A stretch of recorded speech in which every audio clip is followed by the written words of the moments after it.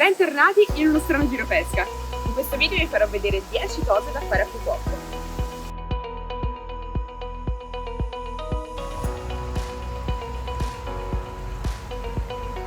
Se amate i fiori e i colori, questa è sicuramente la città che fa per voi.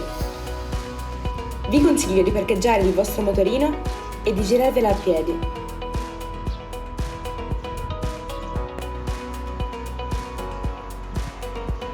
Oltretutto, questa è la città in cui si trova la prossima cosa da fare, quindi non potete assolutamente saltarla.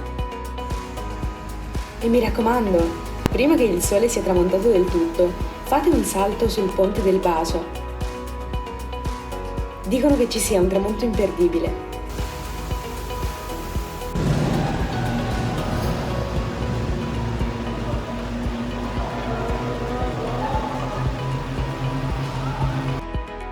Hai mai sentito parlare della Phuoc Cable Car? È una delle cose più emozionanti da fare. Questa funivia da record si estende per ben 8 km, costituendo il sistema di funivia a 3 funi più lungo e continuo del mondo. Immagina di volare in alto sopra l'isola, ammirando le acque cristalline e le spiagge incontaminate.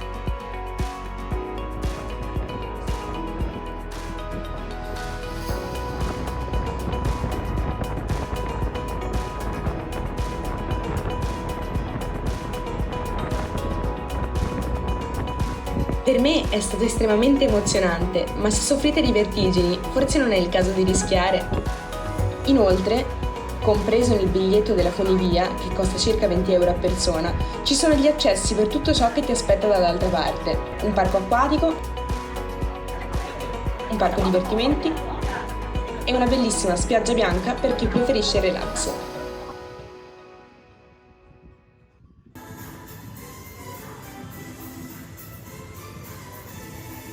Mi è stato dato come consiglio da dei ragazzi che ho conosciuto in viaggio quello di venire qua su per provare un egg coffee.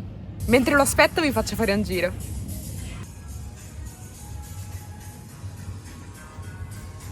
Dicono che sia un altro posto speciale dove vedere il tramonto. E allora io il sole l'aspetto qui.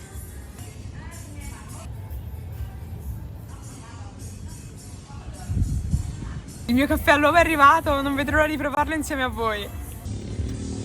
L'aspetto sembra speciale.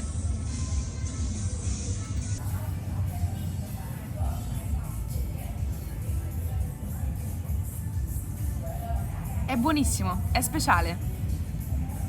Sa di uovo veramente, anche tanto. È tipo un tiramisù liquido. Super! 1,90 € spesi bene.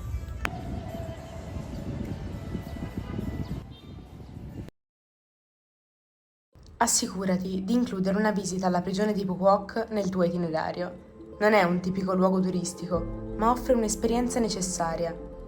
Serve come potente ricordo dei crimini di guerra commessi nel passato del Vietnam. Questa prigione è riconosciuta come sito del patrimonio storico nazionale dal 1996. Prenditi il tuo tempo per assorbirne l'atmosfera. Il cartello accanto a me dice: è una delle più terribili barbarie inventate per torturare i prigionieri di Phuoc. Viene chiamata la prigione della tigre. Mentre vaghi per le varie sezioni della prigione, ti imbatterai in repliche abbastanza dettagliate che descrivono vividamente le condizioni dure e brutali a cui sono stati sottoposti i prigionieri. Dovete venirci perché è un posto incredibilmente evocativo. Si sente l'energia, si sente. È possibile comprendere, è possibile stare male, sentire, soffrire, leggere, capire. È importante per la nostra consapevolezza, è un nostro dovere. E a passeggiare per questo posto penso che chi fa la guerra non sappia niente della guerra, lo sa solo chi dirige la guerra. Dovete venirci perché qui il passato è molto presente e si attacca un po' sulla pelle, ma è importante, perché solo attraverso la comprensione, solo attraverso il non tirarsi indietro, il prendersi delle responsabilità, le cose possono smettere di accadere.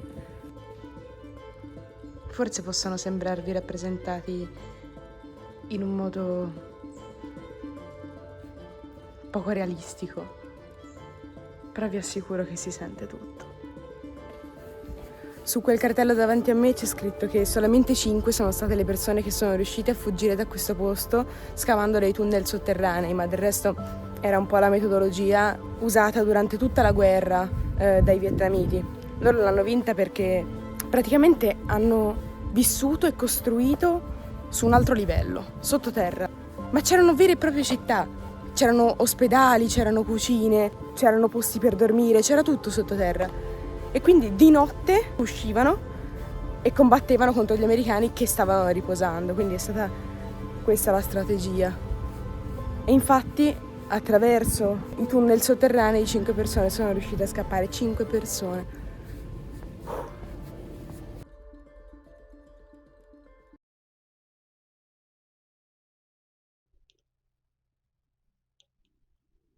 Mi raccomando, andateci in motorino, la strada è tutta a strapiombo sul mare come questa.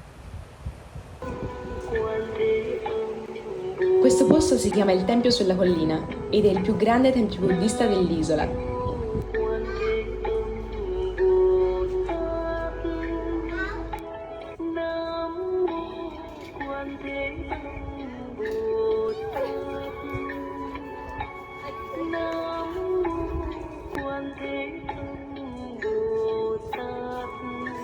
C'è profumo di incenso dappertutto, ma guardate quanto è grande, incredibile, è una vista sul mare veramente speciale.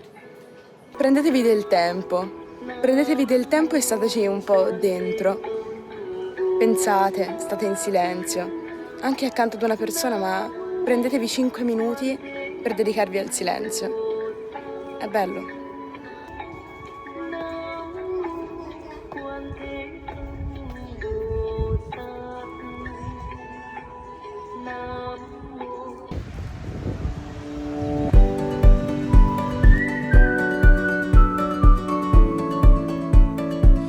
Andateci prima che il sole sia calato completamente, entrate dentro al tempio e cercate la panchina rossa. Dovete salire tutte le scale che ci sono, sedervi sulla panchina e fare un bel time lapse, come questo.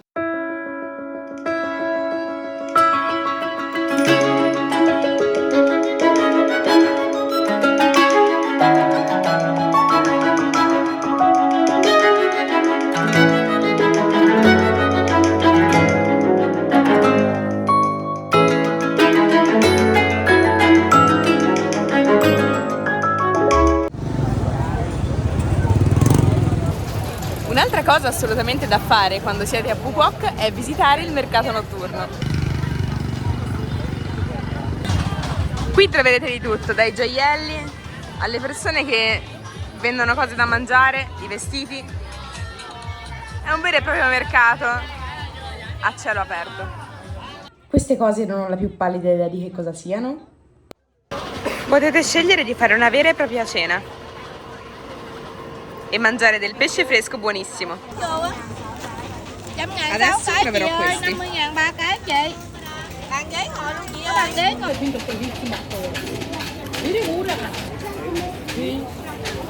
Buonissimi. Il gambero ovviamente sa di gambero. E poi sotto c'è uno strano cestino fatto di una pasta croccante e dentro contiene qualcosa con il cocco. Molto buono. È tutto buonissimo. Questa è tutta frutta essiccata. Ecco come fanno il gelato in Vietnam.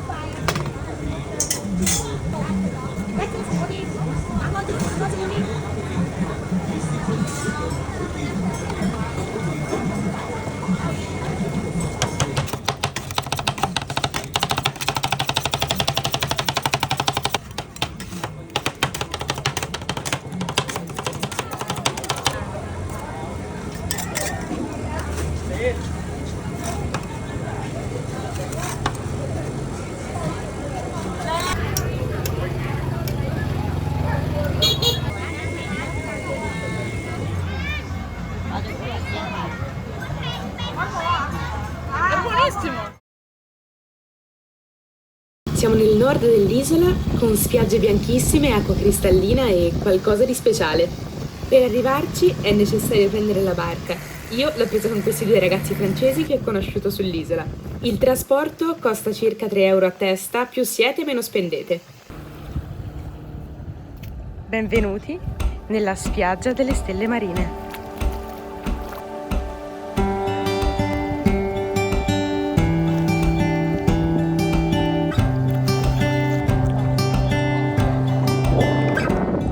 Basta fare qualche passo in avanti dal punto in cui siete arrivati con la barca per vedere una dolcissima altalena su cui potrete dondolarvi come quando eravate piccoli.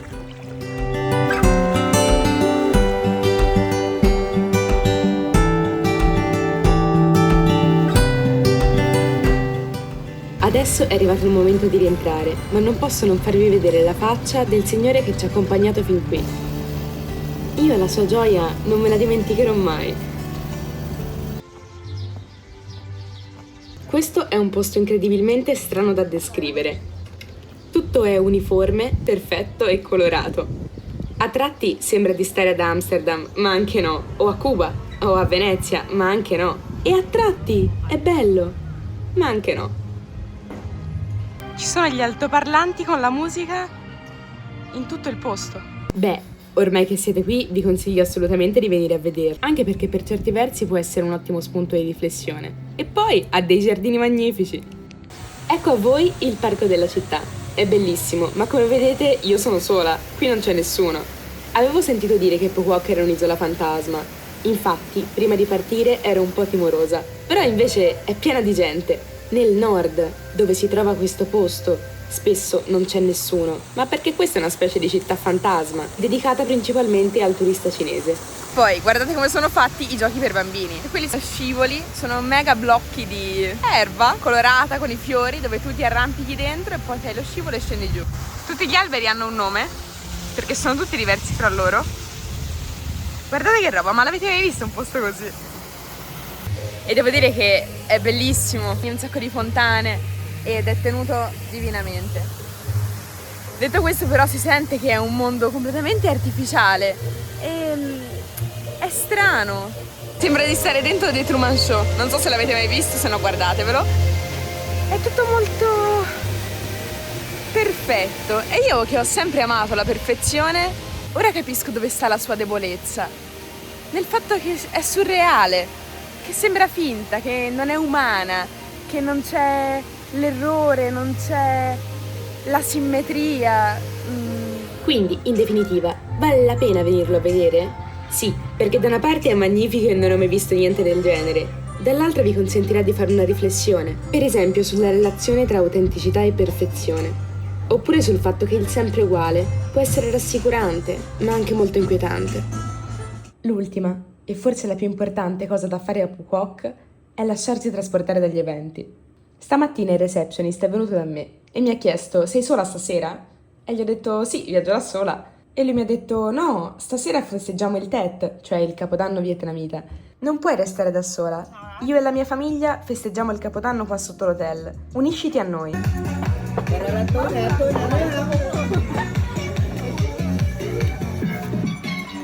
Poi ho avuto anche la fortuna di poter assistere alle tradizioni tipiche del Capodanno. Viene regalata una busta e poi, durante il giorno, i ragazzi spogliano un albero delle sue foglie, ci legano intorno i fiori gialli e i nastri rossi e poi delle buste appese. Ogni busta contiene un importo diverso, ne peschi una e vedi quanti soldi hai vinto. Servono per portare fortuna durante l'anno e per incrementare i rapporti familiari, perché il gesto di regalare dei soldi significa: siccome te li posso regalare non sarà mai una cosa che potrà dividerci. Momento karaoke. Trôi qua mùa đông trăng son.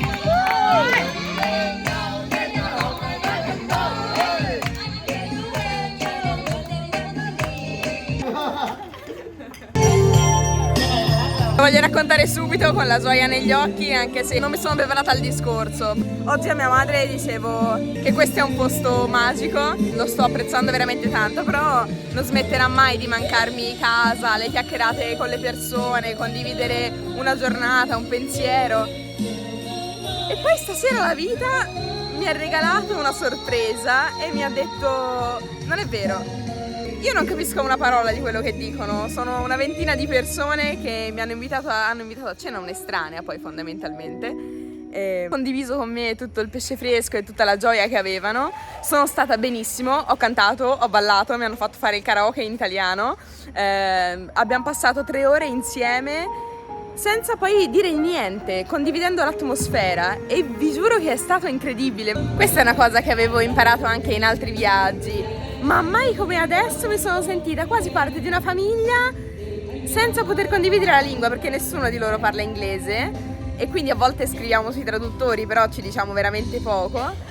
E ho sentito il calore, l'affetto delle persone, la condivisione, l'amicizia proprio. Viaggiare rende magiche queste cose e ti concede di viverle e di viverti all'interno di contesti totalmente altri che non proveresti altrimenti.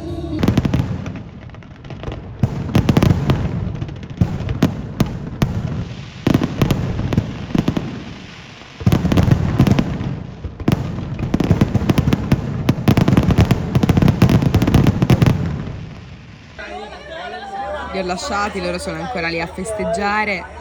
Abbiamo fatto un macello incredibile, ma mi sono divertita tantissimo.